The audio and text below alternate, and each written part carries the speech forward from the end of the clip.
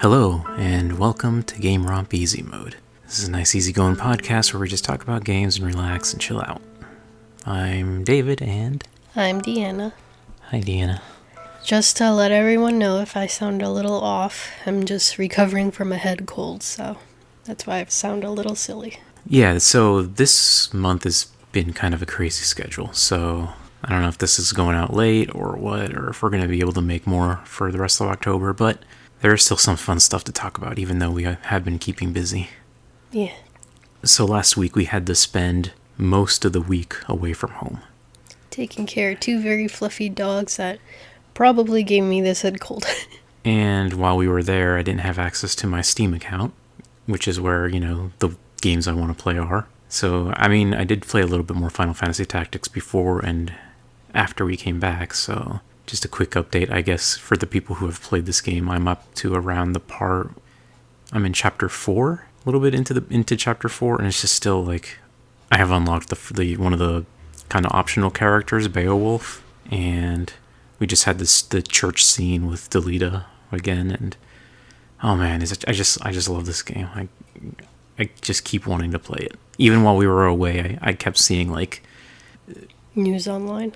Well, Reddit threads, ooh, I'm trying this for the first time, or I'm loving this game, or Fair. people talking about their builds or their experiences, and, it just makes me want to play more and more, and, experiment with more builds, and tinker around, and, it's just so good. It's just exactly my kind of game. It is kind of funny, though, that unfortunately you were not able to access your Final Fantasy Tactics because we don't have a Steam Deck. Yeah. So we only play it on the PC. But I was able to play Final Fantasy Tactics because I started playing Final Fantasy Tactics Advance, which, for me, I'm playing it on the 3DS. And I was able to take that with me. Yeah. So you got to play a lot more than me. Yeah, a little bit. Because of the head cold, unfortunately, I could only do 1 or 2 battles at a time before getting too tired, but I did get to experience a little bit more of the story. But, I haven't gotten far. I've been doing, so many missions that have nothing to do with the main story that I've only gotten to the part where the laws have now increased. So now there's 2 laws for each battle, and they're a little bit more, I don't know if you'd call them advanced laws, but they're, now more specific. Where before they're okay, you can't use fight, which was kind of tough, but you can use this other thing. Whereas now it's one of the laws could be you can't use broadswords. And I'm I don't fucking remember what half of my people are using. Yeah, you have to keep track of all that stuff. Those laws also get... Okay, I haven't played that game in years, but from what I remember, some of those laws can get crazy. Later on, it can be straight up, you're not allowed to harm a Moogle. It's well, what the hell do you do when you're fighting a Moogle then? And then, there's also, you eventually meet a guy that helps you, counteract the laws or whatever. Oh, yeah. Well, I did access him, and I got, a ton of cards, because every time I go on missions, there's usually 1 or 2 cards that you get. But so far, I haven't had to use any cards, because they're usually things oh, you can't use rapiers. Okay, so I won't take my fencer. That's pretty easy. Yeah, I guess it's an interesting way of mixing it up and making sure you don't rely on one build too much, because I guess in the original Final Fantasy Tactics you can just make a couple of builds that'll dominate the game. Yeah, it definitely makes you change things up. And even the fight, whereas you can't use fight. Well, then I just took my magic users, because using their magic doesn't count as a fight. Yeah. And that was actually pretty easy, so... I remember those cards, sometimes it would be okay, I just want to counteract a law, don't fight, or whatever, or don't hurt Moogle, or whatever, just counteract it to make it easier, but then, you could also counteract the enemies, oh, there's, 2 black mages in this fight, maybe I'll have, a law card that's, don't let you use black magic, or something. Or, yeah, you can have, oh, don't hurt Banga, and only bring a party of Banga. Yeah, basically. So, yeah, it's weird. Part of me is I remember when that game first came out, a lot of people were this law system's annoying, and it's bad and dumb, but, it kind of works. Yeah, I haven't had too many issues with it so far. Most of my issues are just being, me being fucking stupid, or not remembering who's exactly on my team. Or, I think the last issue I had was, I was fighting like all these fire elementals or whatnot. And when it came to using Marsh, I would hit him and suddenly it would heal, and I'm like, what the fuck's going on? Why am I doing this? Or I'm not doing any damage whatsoever. It turns out Marsh had a flame sword, so of course it was healing them. Yeah. I'm like, oh, I'm fucking stupid. And you can take advantage of that too later. Like, I'm sure they must have like equipment, because I know in Final Fantasy in general, but even in Tactics, like there's like Gaia gear that'll like heal if you get hit by earth, or like a flame shield that'll like it'll heal if you get hit by flame magic. So like you can take advantage of that too. And some people make builds around that, like, oh, I'll equip my dude with a flame shield, and then he'll just go walk around and like let the black mage or the person with the shield himself just AoE themselves with fire magic, like walk up to somebody and blast themselves with a fireball so that it heals them and then it hurts the opponent. So like those kind of like fun little builds to do with that kind of stuff. But yeah, the judges are an interesting part, because like I know they're based off the judges from Final Fantasy 12, and in Final Fantasy 12 the judges don't really, they're completely different. They're just basically like, imagine like it's kind of like people would compare Final Fantasy 12 to like Star Wars. It's like the big fascist empire, and they're quote unquote stormtroopers, and they're led by the judges, which are just these heavily armored looking dudes. So the judges in Final Fantasy Tactics kind of have that same aesthetic, but they're a lot more friendly, I guess. Yeah, I mean, they're not... They'll take you to jail if you fuck up and, like, use a thing you're not supposed to, which I've had happen once, because I forgot I wasn't supposed to use ice or something. But they're usually not bad. They kind of just sit there, roam around. Sometimes they'll move the corpses out of the way. Sometimes funny. They'll put the corpses in the way, which is also funny.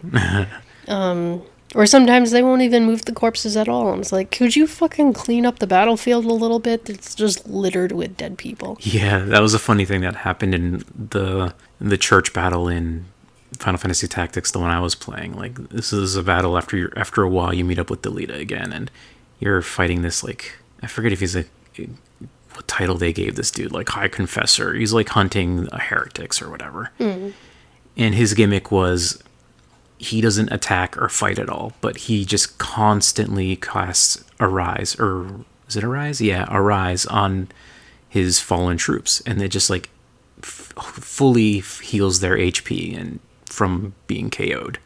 So it can be really annoying. And there was this little choke point at the back of the building with these stairs, and one of the stairs had like this corpse on it. And in this game, nobody is moving the corpses, so like Ramza could just stand by it, and like the knight that's, you know, another tile away can't like get into melee range because this corpse is in the way. And it's like, I don't know how accurate that would be for like a real fight, but it was funny. I'm gonna assume not at all accurate, but I guess I'll just say it was funny how this fight ended with this like holy Inquisitor church man basically getting nuked by my mage's holy spell. But yeah, it's funny, the guy's like pleading to God or whatever, and like you see the holy in Final Fantasy Tactics is just, I don't know, I really like the effect. It's like this cool little like light from heaven shining down on the character, and then suddenly it's like it explodes. It's like God's looking right down at them. It's like, I'm gonna explode you. Anyway, that was a fun fight. But yeah, in Final Fantasy Tactics, the original, there is no judge to move around the corpses, but they do despawn after a while. yeah, So that's true. it's different in that sense. Whereas in the Game Boy Advance games, they don't despawn as long as the judge is around. So the judge will just like move them around himself. But have you gotten to any of the Badland fights yet? No, I've only had judges around, even with the boss fight.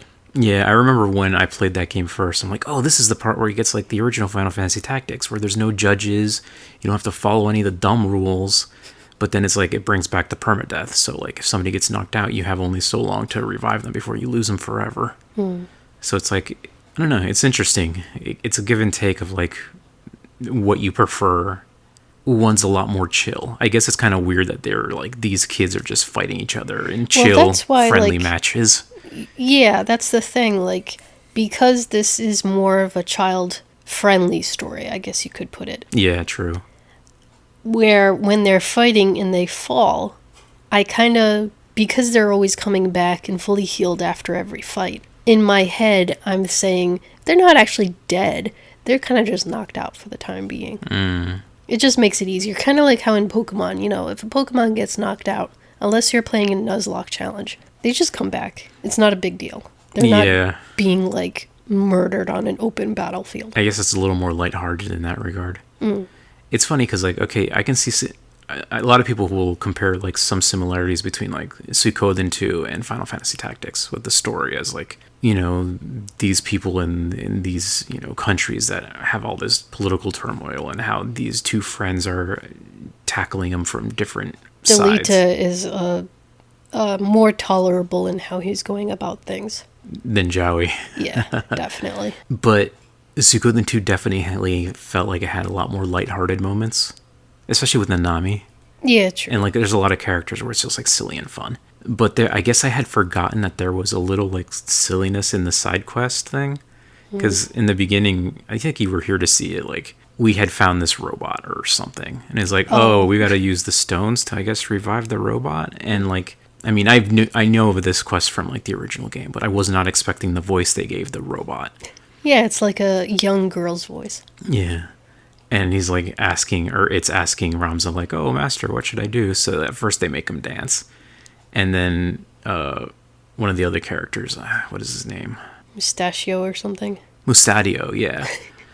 He was like, why you're just making him dance? That's dumb. Let's make him do something else. So Ramza's like, okay, destroy Mustadio or something. And Mustadio's like, what? Why would you tell him that? And then the robot just, like, looks at him and, like, explodes him. And then you see Mustadio just, like, after the explosion, just like, plopped on the ground like freaking a Family Guy character. So that was funny. Oh my god. Just a dumb little thing.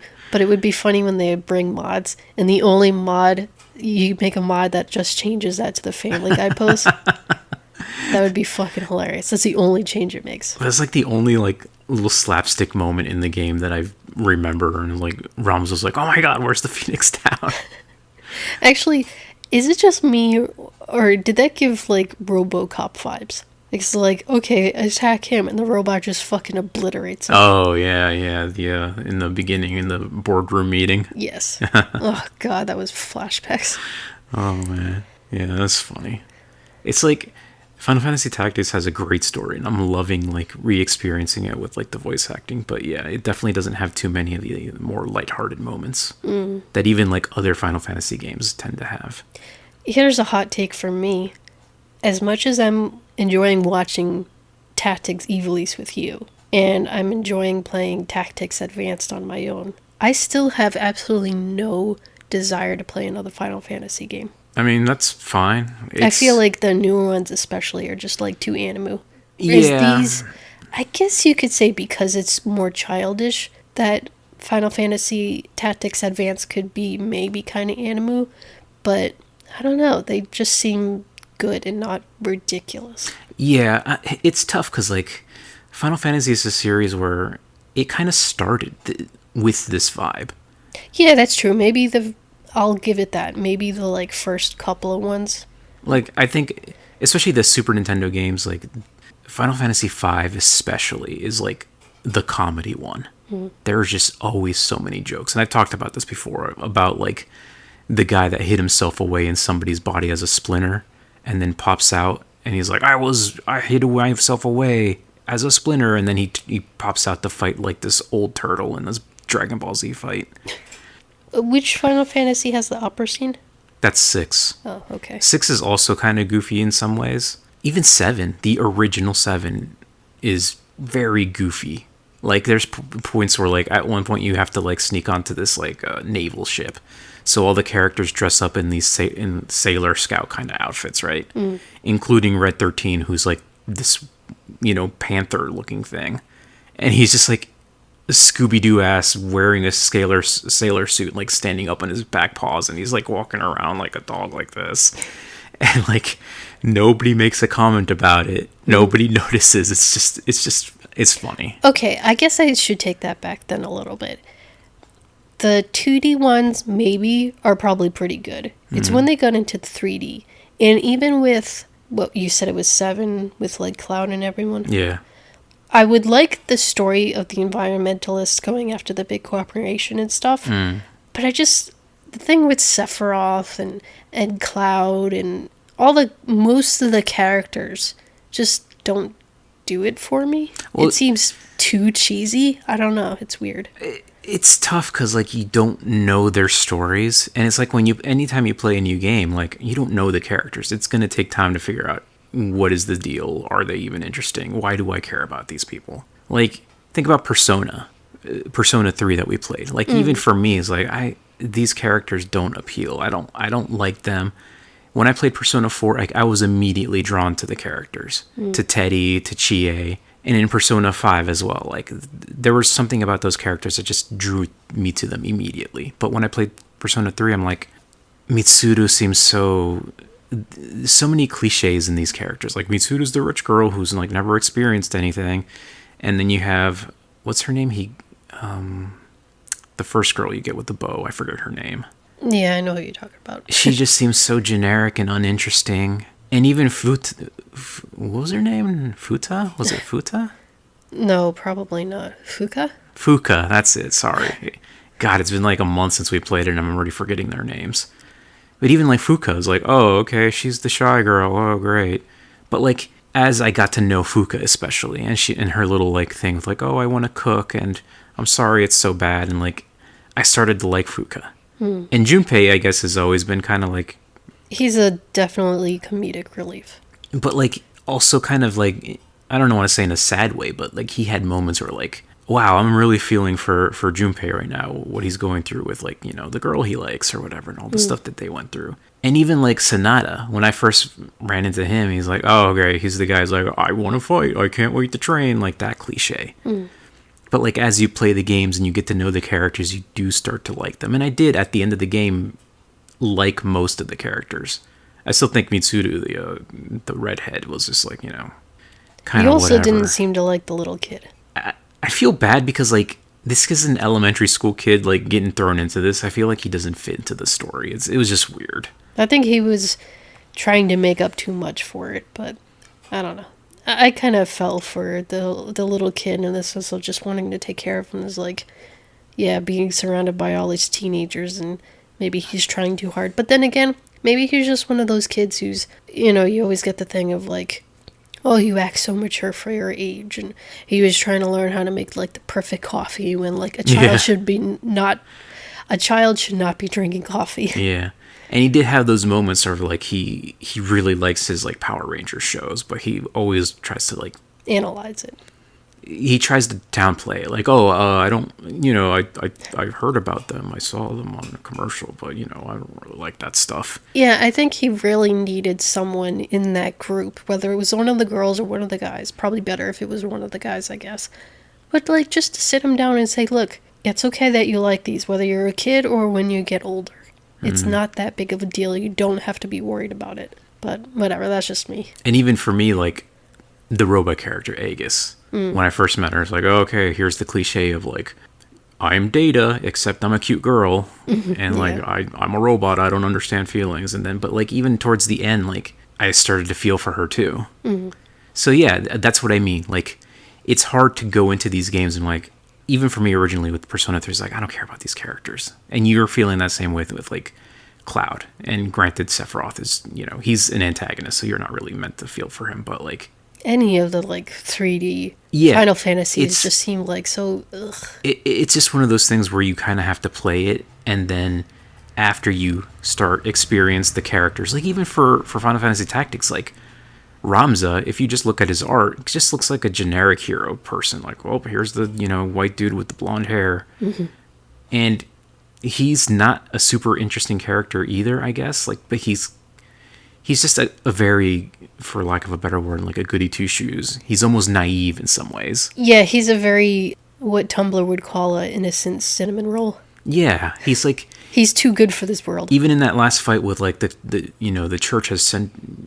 heretic hunters out to kill Ramza, and he's telling Delita, why can't we just talk? Yeah, he's like, we don't need to kill them. They're just following their orders. They don't know the machinations that are going on. Maybe we can talk to them. And he keeps trying to talk to everybody. Like, even Delita was like, I knew you were going to say that kind of thing. If you want to throw yourselves on your knees and beg for their, ear or whatever, but Delito's like, he knows this is not going to work. Like, you see that in the beginning of the game, and you see that now, where like talking just doesn't work a lot of the time. I mean, yes, but I think it is good for Ramza to at least give someone the chance for that. Absolutely. And like, there was another, or before this, I think. I actually don't remember which one came first. I'm pretty sure before this there was the fight with that one woman. She was Isolud's sister and daughter to the other guy whose name I forget, but basically one of the high-ranking church dudes that are like setting all this into motion. And Ramza's like, look, I know you think I killed your brother, but you saw the body. That was a monster that attacked him. It was not a human being. And he's like telling her like what happened. And everyone he tells this to, including the like high confessor, to everyone, they're like, maybe I would believe you more if you weren't telling me all these fucking fairy tales. Like all this you're basically telling me the boogeyman killed him. And you expect me to believe you, the heretic, over my own father and the church that I grew up in. Suddenly I'm going to hear the heretic say, actually, a monster killed him. It wasn't me. Even though everyone else is saying, yeah, this guy did it. I mean, that is fair, but if you did look at a body and saw how it was torn apart, that's something like a human probably couldn't do. I guess it's one of those things where like we can't really see what it really looks like. Yeah, that's true. And this is also a world that has magic, so yeah, you could explode people. Like, what the fuck? But yeah, it is interesting how like Ramza will be that, like, he tries so hard, even though like it's crazy. Like, I know what I'm saying sounds fucking crazy. And everyone's like, what you're telling me is crazy. If you're going to make up a lie, can you at least make up a more believable lie? That's basically what they're telling him. And I think for him, his thing is also, look, why can't we talk about this, even if it's naive as you might seem, or might see it as? But at the same time, he's like, look, either we could talk about this, or I will kill you because I have to protect myself. Yeah. And I think that's fair. Anyway, Final Fantasy Tactics is so good. Like, sure, Ramza has that, but like, it's not overly annoying. It's not an annoying trait. It's just, that's who he is. He's a very good person and trying to do the right thing, even though he can be naive. And like, I think it's because he did have that even back in the day, back when they were or I guess it was only like a year or so prior to all this, when he was still with Delita and Argras and all that. And like, he was still trying to be like, we can tell my brothers, we can stop this. And everyone's like, we know your brothers. You're not going to stop them. Don't fucking bullshit us. I mean, it does suck to be a good person in a world where, like, no one wants to talk. Yeah. And, like, none of this shit would be happening if people would just fucking communicate. And if they weren't so power hungry. But, anyway, yeah. So, characters and getting to know them. That's what we were talking about. But, like, I'm not going to try to make you play another Final Fantasy for now. But if the rumors of a Final Fantasy IX remake are true, I think I'll try that one, because that one is another cartoony one. It is probably the most cartoony 3D one by far. Now, which one is that? Final Fantasy IX is with Vivi, the little black mage kid. Oh, maybe. I don't know. I'll have to show you some pictures, but it's another one that's very lighthearted. Well, it has some serious moments. There's a lot about like death in that game, but the characters are very just lovable. I think if there was one 3D Final Fantasy game you might like, it's probably that, because everyone freaking loves Vivi. And for good reason.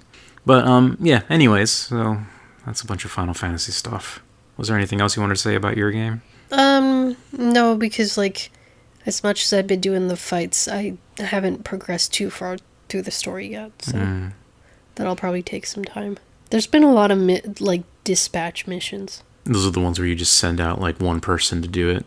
Yeah, I guess I have, like, a lot of critiques of the game, but I should probably, like, write out my thoughts first.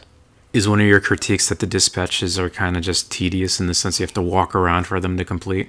No, it's not even that. It's just, like, it seems like a complete random chance, I guess. Because, like, recently, I told you about the dispatch mission where, like, oh, my kid's so fat he won't leave the room or whatever, so can you please come and, like, get him out to touch grass or something? And one of the required items is like jerky. So I can only imagine like my character, whoever I send out, is gonna like hang the jerky in front of him to get him outside. And it fucking failed. And I don't know why. Like, is it just a random chance? Like, the person I sent was level 6. Yeah, I don't know. It's weird. Like, how the fuck do you fail that mission? Wasn't able to get the guy out of his room, I guess. Maybe he should have took candy instead or something. Maybe the kid is so fat he needed like a strong like warrior type to do it. I don't know. They never mentioned that. Because in Final Fantasy Tactics, there's kind of like dispatch missions, but they call them errands. You go to a tavern, and there's a few like errands that you can run. And for these, you have to send out like 3 people, and they have to be generics. You can't send out like Agrias or Ramza. That has to be generic characters. And most of the time, it's just like, yeah, oh, there's a sunken ship, and oh, there's monsters or whatever the story may be. I kind of have been just skimming through them. I haven't read like all of them or remember them all, but so you put out 3 units, and while they're in there, you can't use them in fighting, and also annoyingly, you can't access their equipments. So, which I guess I don't know. I guess that makes sense, but like it makes it so that I kind of don't want to do anything else when they're active. So it's like, oh, this mission's going to take like 10 days. I'm just going to roam the world map for 10 days and then come back just to get it all done. But that becomes kind of a tedious thing. Like, if there was one mod I would love to see made, would be a mod to just make those instant. But it makes sense that they have to travel and get there and do the job and then travel and come back. I guess it's like, it makes sense to do that and then just go like... Just do like one dispatch mission. Go out, do a regular mission, come back, and then they're done. They're not going to be done, though, because like they usually take like 10 days. I don't know. I've been doing okay with mine, I guess. So it's like each little dot you move on the world map counts as a day. Yeah, same for here. So like if it takes 10 days, most of the missions are like, oh, the mission is here, and then like there's going to be 3 battles before it. So that's going to take like 3 days. It's usually not enough time to do that, and like I don't want to have my characters locked up for like 3 battles. But you have so many characters to go through. Yeah, but I want to access all my characters to like, for the builds, and also for like, oh, in this fight, this character might be good, or in this fight, this character will be really bad. Like there was that one fight with the I don't know, I guess that's just the chance you take. Yeah, there's a fight with the I forget her name, Meliadul or something. She has the sword skill that like always hits and breaks your stuff. And I brought Deanna along because Deanna's my thief. I was like, I want to get her sword. And Deanna can also charm if she needs to. But there was like no men in that fight, so like you couldn't charm anyone, and like it was just a really hard fight. That was probably one of the harder fights in a while. I had to restart a couple times. Well, and then I guess you need to make a male ninja or thief or whatever that can steal hearts. Yeah, maybe. Or just... I mean, I beat the mission. I just didn't, like, steal the sword, sadly. But I'll get it some other way. Anyway, I guess that's enough for Final Fantasy for now. While we were gone, I didn't have access to Final Fantasy Tactics. So I've been playing... Oh, yeah. Mobile Hearthstone. Yeah, I mean... I was going to think how to bring it up. While we were gone, I wanted to, like... What am I going to play? Am I going to play something on the Switch? Am I going to play something on my phone? I ended up signing up for the Switch, was it called Switch Plus online membership thing? Yeah, whatever it is. It basically gives you access to like NES and Super NES games, and maybe Game Boy games. I forget how much it gives you, but like, I thought it was going to give me access to the whole library, but I wasn't able to play N64 games or GameCube games. So it's like, oh, okay, great. What is the point of this free trial if I can't even experience it? So... Because I know a lot of people will probably want the N64, and they're like, no free trial, you have to pay us. Yeah, but it's like just 7 days anyways. So I ended up playing a few NES games, and did I play? Oh, I played Bubsy. I don't think I played many Super Nintendo games. It ultimately was kind of just like, whatever, I don't feel like doing this, so... It did not help that you forgot to bring the cables to attach it to the TV. Yeah, we played in fully portable mode. Which sucks. We did play a little of Wheel of Fortune, I guess, it was fun to return to that. I mean, not much to say there. It's just a really good version of Wheel of Fortune to play with your friends.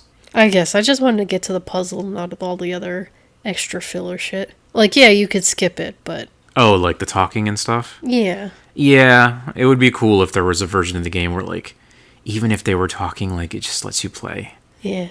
But I don't know. I really like it. We did. I guess I kind of won both rounds, surprisingly. But whatever. Even though you guessed a lot of more.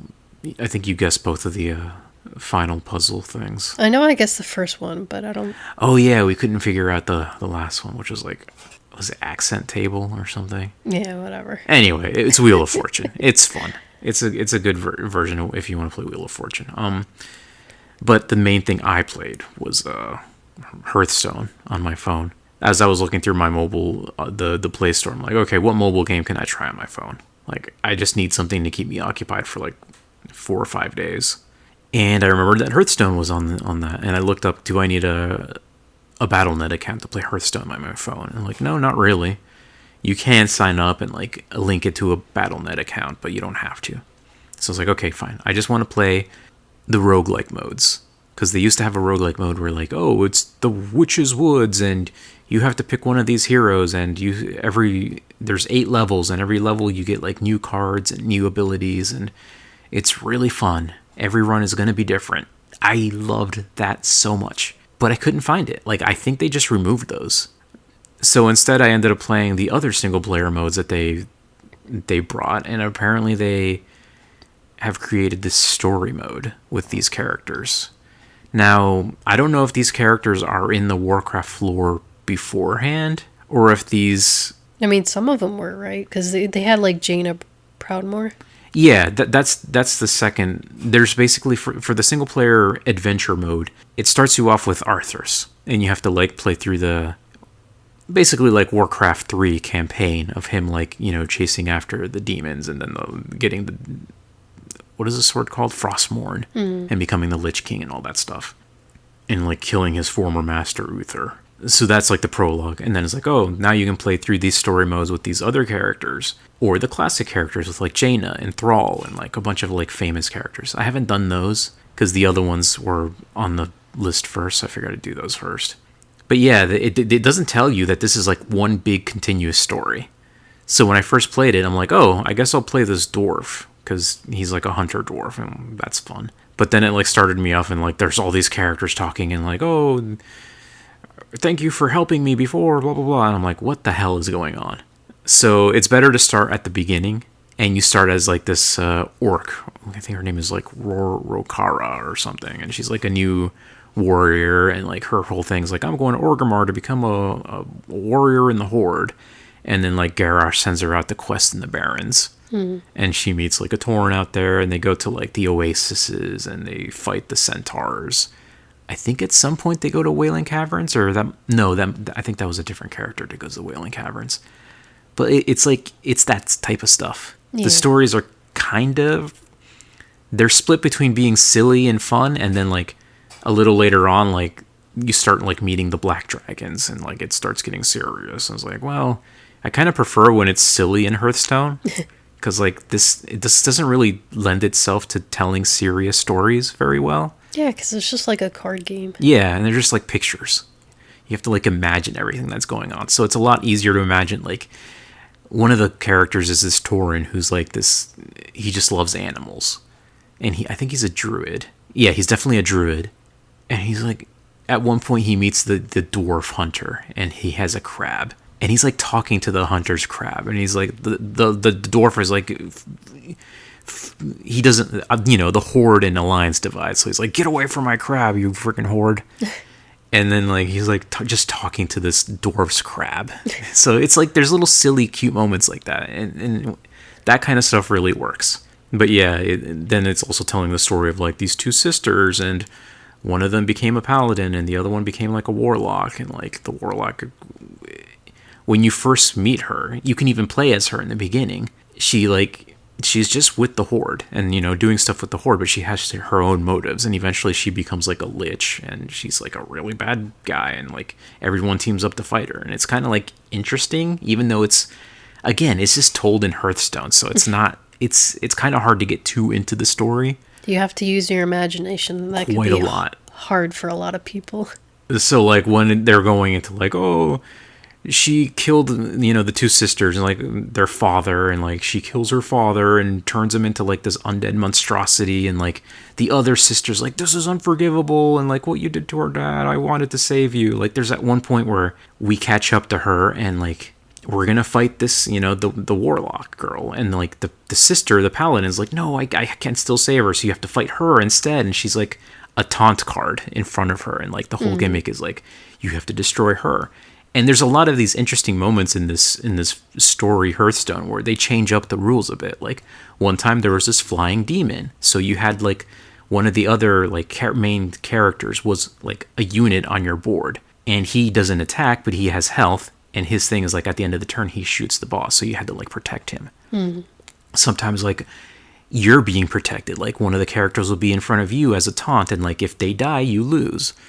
Or like that one time when you saw like Drekthar. Like, we were in Alterac Valley, which, if, you've played WoW, Alterac Valley is one of the battlegrounds, and it's like this big thing where like 20, I forget, is it like 20 versus 20 players, something like that? Yeah, it's pretty big. Just massive amounts of players were fighting each other in this valley, and like, you would do quests for the NPCs too while you were there, so like some of the NPCs could summon big elemental things to help you. Yeah. Or you rush towards the end and you defeat the commander, and like this whole thing, it was like this just massive, like really interesting thing to play through. And they made it into like this story, like, oh, we have to like go summon the elemental to help us, and like we have to go fight the commander, blah blah blah blah. And like at one point, since I was at that, you kind of like switch back and forth between Alliance and Horde, but in this mission I was an Alliance character. I think there was a dwarf, and Drekthar, one of the most important characters in Warcraft lore, was the boss, and you had to fight him. But they did it in like a Alterac Valley mode kind of way, where you had to defeat his commanders first. You weren't really fighting Drekthar, even though he was the picture, the main card. Yeah, but like his commanders would pop up, and like you'd have to defeat them, and they'd have their own little gimmick. And it's kind of really neat what they did with it. But again, it's kind of hard to get too into the story when it's just like little JPEGs talking to each other. But it's interesting because you're here, like, telling us the story and what you're going through. And, like, I can just kind of imagine that in my own head. Yeah. So you just need to do that while you're playing Hearthstone. Yeah, I mean, absolutely. There's this one part where, again, you're with the Horde, and I don't know how much you remember about the Black Dragons, because I didn't remember too much. I remember that Onyxia was like some lady in Stormwind for a while, right? Yeah, she was like, yeah, that was when the little boy, when he was a kid, and now he's all grown up, and it's like, what the fuck? I guess this takes place around that time, because she's still in Stormwind. And one of the characters you play as is like this little gnome rogue who's like with the S1I or whatever it's called, like the secret agents in Stormwind. And we're like trying to find out what's going on. Someone's pulling the strings behind the scene, and he finds out about the dragons. And like then he gets arrested and gets sent to the stockades, and you have to fight Hogger in there. Oh, Jesus. And like at one point you have to fight like the guards, and like part of it's like unlocking like these little locks. And because he's like a gnome rogue, he can unlock it or whatever. But yeah, the whole thing's like, oh, the dragon lady. And then like I guess there was an equivalent for the Horde, or at least in Gadgetzan or one of the gnome areas. It's a troll, I forget his name, but he plays part of the story in the other sections where like sometimes you're doing quests for him. He's like, oh, there's this thing up here, I need you guys to go up there and get it. And it's like, okay. And like when you first meet him, he's kind of and you know how trolls are in WoW, they got that like accent and they're kind of fun. So it's like, oh, this guy's fun. But then like as you're playing, like this guy seems a little not good. And then as you keep playing and playing and playing, it's he's a black dragon too, and he's pulling the strings in like the other side. And like when you fight him, you're fighting him as the troll, and then you beat him. I think you saw this part where he's like yelling, I forget what he says exactly, but something along the lines of like, and to the surprise of nobody, yes, I'm a black dragon. He turns into the dragon, and you have to fight him. And it's like, yeah, they're silly, but it's also kind of serious. But like, it's a good mix, I guess. It's really hard to do, and WoW kind of does that pretty good, or Warcraft does that pretty good a lot of the time.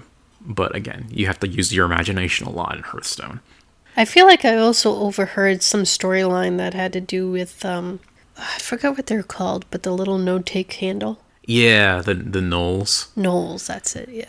They don't play a huge role in anything. They're sometimes like, oh, we got to go through this cave and we'll run into some gnolls. Yeah, there was like the king gnoll and then this other like his little lackey, and his lackey was one of the special units that's on the board. And like when they die, they just like stay there and they get revived after a while because they're like special characters. And then after the fight's like, now I can be the king. And then there was like very like, if this was in WoW or like in the game itself, important moments in Warcraft history. Like at some point, the warlock lady, she's a Forsaken. Yeah. She was in Sholomance when they got hit by the plague or whatever. So she got turned into an undead, and then later became free under. Sylvanas. Yeah, so she's like an undead, but her sister is still alive, and so is her father because they lived in Stormwind. So she has like this chip on her shoulder, like, where were you guys when all this happened? And she's just like, her mission was like just to go to Stormwind and fuck things up. So as you're playing with her, one of the last missions, I think the last mission, you basically go to Stormwind and she's like opening up a portal. And in this fight, like, I think it's Bolvar that comes after you. I don't know if you remember Bolvar, but he's the one that becomes the new Lich King. Yeah. And he's like summoning up all these like famous like alliance characters and like super buffing them. And it's a really tough fight because like every round is like just tons of people are jumping in and you have to like summon this big demon.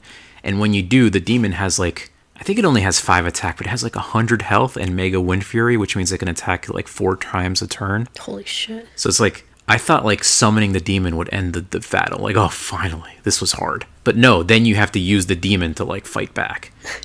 And like, basically the story goes, she gets to Stormwind, summons up this massive demon thing, like one of the big demons, like Archimond. Yeah, the big fat massive. Yeah, not like just a regular little scrub demon, a big demon, and like a bunch of other demons also come in, and they basically fucking just destroy Stormwind.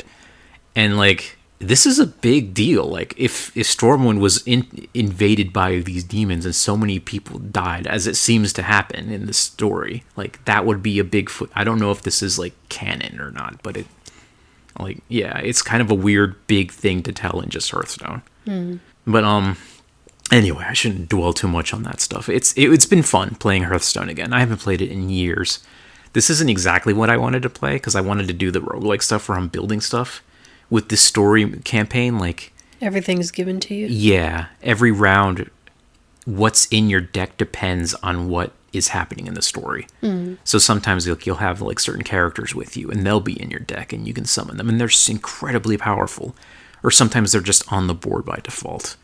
Or there's other objectives on the board you have to protect or defeat or whatever. So it's been fun. I think I still have like one last thing to get through for this, so I might do that at some point. But it's tough now that I'm back home. I want to play Final Fantasy Tactics. But it's kind of sad because it's been really fun. Then there's also like the other version that has like the main, you know, like I said, Jaina and Thrall and stuff. There was actually a part in one of the trolls' story. I don't know if he's like an established troll or if any of these characters are established before this Hearthstone adventure. But he, at some point, he had to like face his past and he had to like fight Thrall. And he seemed really upset about fighting Thrall.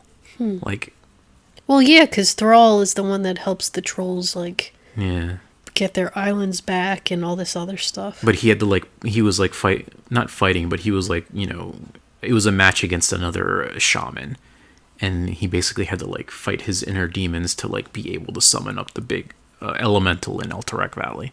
And one of the challenges of that part was fighting Thrall. But then you can just also go down to the other mode and play Thrall's story. Maybe I'll do that because I've been trying to play through Jaina's story, but I cannot for the life of me. I swear I've tried like 5-6 times, maybe more, to get past Kel'Thas. Do you remember Kel'Thas? Give me some. He was the leader of the Blood Elves. Oh, okay. He got stuck in Outland and became like the main boss of the Burning Legion expansion. Okay. But he's like, you know, he's having a friendly match with Jaina. He's like, oh, show me what you've learned. And I cannot beat him for the life of me. Like, I've been going through all these other story modes pretty easily. Sometimes, you know, I'll have to restart once or twice or whatever. Some of them can be more challenging than others. but I cannot beat Kael'thas for the life of me. Jaina just does not have enough minions. Like, her whole deck is just spells, and like he has so many minions, I just cannot keep up. Because in this game, you have to like consider mana efficiency. Like, if my spell does 3 damage and takes 2 mana crystals, that's a one-time thing. But if my spell costs 3 mana and summons up a thing that can like destroy 3 or 4 other minions, that's more efficient. She just does not seem to have the efficiency. I just cannot get past that. Maybe I'll look up a guide or something. I was gonna say, just look up a guide if you've gone through 5 or 6 times trying to do this. Yeah. Because like I've done that even for battle casts. Like there was, just as a aside, there was one battle where it's just this one metal bear boss, and he just obliterates fucking everything. So I'm like, I keep trying and I just cannot get through it. So I'm like, okay, I'm just going to look at a guide. And the trick is literally just to stock up on all the cheapest meat shields. Because he'll do like instant kill to anything, no matter what battle cat. But he'll only target one battle cat at a time instead of area of damage. So if you spam the cheapest meat shields you have, eventually a couple will get through. And it just takes a couple of hits and he's dead. So, it just figures something out. True. But yeah, like I said, now that I'm home, I don't know how much more I'll play. Maybe I will just do Thralls or some of the other characters that I like. But it's been so fun to kind of just be back in the Warcraft world, even if I'm not really playing like WoW. Yeah. I mean, it was pretty good for the most part. They started to fuck it up, but whatever. Yeah. Because doesn't Jaina, like, in WoW start turning bad or something? I think at some point, like, we haven't followed the story. Like, I know they really fucked with Sylvanas, but the fact that they also fucked with Jaina apparently is like, what the hell are you people doing? Yeah, I think we were really into it during the Wrath of the Lich King, which is the third expansion. And before. No, that was the second expansion. So, like, all up until there, it's like all the lore and stuff is kind of like, oh, I know what happens. But after that, it just kind of becomes a blur. Like, at some point, Garrosh goes crazy and like makes a deal with one of the old gods, and then Sylvanas goes bad, and then Jaina goes bad, and then now is Anduin going bad, and I don't know, man. Like, we were so into WoW, or I was so into WoW, that I was starting to read the novels. Yeah. Like, I don't think I've done that for anything else. So maybe this would be a fun way for people who just want like a little bit of WoW story without like the commitment of, World of Warcraft. Yeah. So I might, maybe I'll play through some of the other ones. Probably not like anytime soon, just slowly over time. Maybe that would be fun to talk about at some point. It's just the characters, the world, the music, it's just everything about it is just fun.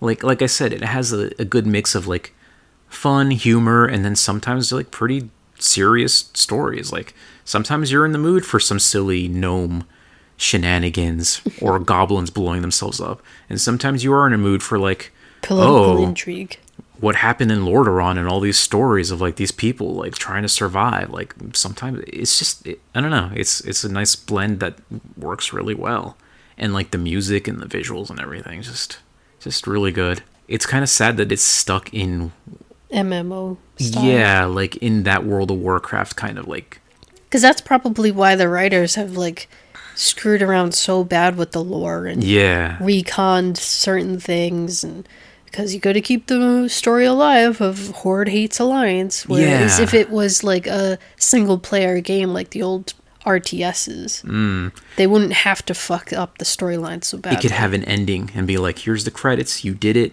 live with that satisfying story. But like they can't have a satisfying ending because the war must continue for the profits. Yeah. Which is sad because, like, I think Genshin Impact is kind of running into that issue, sort of, in the sense of, like, they have a story, and a lot of their stories are actually really good. But it's a live service game, and MiHoYo has said, like, once the story's done, we will stop, making more content for it. And they're getting to the point where, like, I think the only last major nation to go to is the Ice Nation. And then, like, what happens after that? Like, the story's going to end. But then some people are like, well, we want to keep playing. We want more. We paid money into this game. I've dumped thousands of dollars into this game. Of course I want it to go on forever. But, like, do you really? Do you want your story to be just dragged through the mud until it's just, I don't know, man. It's weird, like, these live service games are almost like the real life stock market, where, like, the line must always go up, there must always be increased profits and all this shit, and it's like, the story's like, there must always be a new story to do, there must always be new content. Like, dude, you can't, that's not sustainable. It's just gonna turn to crap. I guess the thing about WoW especially, they set themselves up for failure in the sense of like they can't have peace. At least for Genshin, even if they finish the main Archon stories and stuff. Maybe there could be a new thing like, yay, we finished, the main antagonist is dead and like there's peace in the world. And then like, later on it's like, actually, you know what? In the times of peace, in the void of conflict or whatever, like a new power hungry person pops up to do something. And like you can throw in some political intrigue, like, oh yeah, sure, things are peaceful now. This is a perfect time for me to come in and be like, fuck things up or whatever. Whereas with WoW, I don't think you can have a happy ending because they have to keep warring. The Horde and the Alliance have to keep warring. You can be like, okay, now we're in peaceful mode. We defeated Garrosh and the weird old god that was controlling him. Oh no, Sylvanas went crazy. Well, we defeated her, so now we can have peace. Nope, the Horde and the Alliance have to find a new thing to fight about. Yeah, I guess the difference between them is like, obviously in WoW you have, the Horde and Alliance have to be fighting over fucking something. Whereas in Genshin Impact, yes, it's a live service game, but it's more single player. Yeah, it's more of a story that like a satisfying story that you can watch and like see things resolve as you go, even though like new things will keep popping up. Like when you finish and resolve the story in like Sumeru or in the Japan land, like you move on to the next area. So like there have been points where like, okay, this ended in a satisfying way. And like there's nothing to say that you can't, like, you go through all these nations and oh, now you have to go through the nations again. Yeah, like a new thing pops up. Yeah, you revisit old places or something. Or like new regions of that place. Because Mondstadt, for example, is really small compared to like Liyue. So they have potential. Whereas in like WoW, it's like, we can't just say, well, now they're at peace. So guess what, players? You can't have wars anymore. Alterac Valley is shut down. That one area in Ashenvale where Hellscream's faction fights the Night Elves, yeah. Like, oh, sorry, we've come to an agreement now, so these wars are over. This battleground shut down. This PvP mode is over. Like, they're not going to do that. They're gonna they want to keep finding new things. Like, oh, this is a new expansion in this new island or whatever, in this fucking pocket dimension, because they're gonna start running out of land. They've already been like, we're running out of ideas, so we're just going back in the past. And it's like they have new battlegrounds. Like this place that you're fighting the Horde and the Alliance because of this reason, and you have to get these objectives. Eventually, they're going to have to stop. That's the thing. Like, they can't stop, though, can they? They have to keep finding new excuses for the Horde and the Alliance to fight, and that's why... And it's just going to get worse and worse with time anyways. Yeah, so that's why, like, the story in WoW is just, like... It's a fucking mess. It became too much of a mess to follow, and just... It's exhausting, like... It's not satisfying when it goes on forever like that. It's kind of, for me, almost like this is maybe a hot take, but like something like The Walking Dead. They're still making that shit. Yeah. And it's like, I was kind of into it in like the first 2 or 3 seasons, but then like, how many seasons are there? Like, knowing that there's like 7 more seasons and that it's never going to end, I just can't anymore. And now somehow Daryl is like over in Spain. Yeah. How the fuck did that happen? I don't know. Ugh, it's just, sometimes it's good to just let stories end. And kind of like in Suikoden 2 or in Final Fantasy Tactics, I love those games and those stories, but like part of the satisfaction is just like it does eventually all end. And like, maybe sometimes the endings aren't the most satisfying because, things are messy and the world isn't perfect. But, like, at least we can feel like these people have earned some rest. Yeah. Oh, boy. Anyway, wow. That was a hell of a discussion. Yeah, I love this. I need to get that out of my system. So, yeah, even though we might not... this month might be kind of crazy with scheduling. I don't know how many of these we'll put out this month, but we'll see. Maybe we can still make time. Yeah, we're going to be so busy. Not only between having to find time to record, but having to find time to play games. Yeah. Oof. So, sorry if we're a little slow this month. Maybe in November we'll get back into this full swing of things, but it's been fun talking with you again about this stuff. Yeah. So we'll see you guys maybe in a couple of weeks. We hope you enjoy it. And be good. Be good, have fun, etc. Enjoy Halloween. Yeah, it's a fun time of year, especially up here in the Northeast. Yeah. Enjoy the fun and the spoopy. Hold on to your poopy. It's about to get spoopy. There you go. Bye. Bye-bye.